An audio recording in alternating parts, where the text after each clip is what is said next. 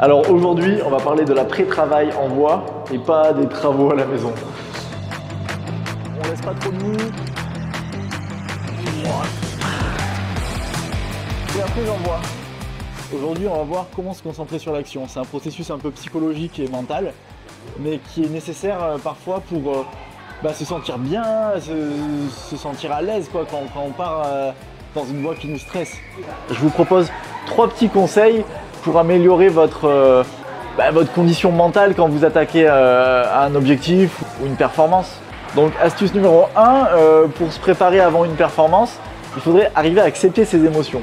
Accepter ce que je ressens, voilà, faire une petite introspection et voilà, écoute, je me sens stressé, j'ai peur de tomber, j'ai peur de rater, ou alors je suis anormalement détendu, voilà.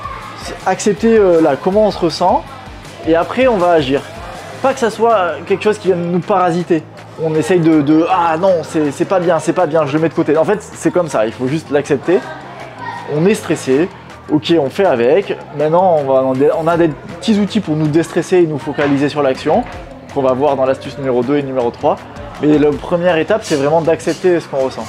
Deuxième astuce, se mettre des routines qui nous remettent dans notre bulle avant de faire une performance. Par exemple, je prends l'information de la voix, je me rappelle mes mouvements que je dois effectuer. Allez, je me remets dans ma bulle, main droite, main gauche, main droite, main gauche, main droite, main gauche, ok. Après, qu'est-ce que je fais comme routine? Je me mets ma magnésie liquide sur mes mains, ok. Après, qu'est-ce que je fais? Je mets mes chaussons, ok. Donc, je fais mon nœud de 8, je suis dans ma bulle, je respire, j'y vais. Une petite routine qui permet de vous remettre dans votre bulle pour ensuite attaquer plus fort et être dans votre élément et pas avoir des choses qui viennent vous parasiter. Troisième petit conseil, ça serait essayer de se détacher de la réussite ou de l'échec. De se dire, bon là j'y vais, j'ai une action à faire, mais je m'en fiche que ça réussisse ou pas, que mon objectif ça soit plutôt de réaliser l'action du mieux possible. Voilà, si j'y arrive tant mieux, si j'y arrive pas tant pis, mais j'aurais donné tout ce que je pouvais donner.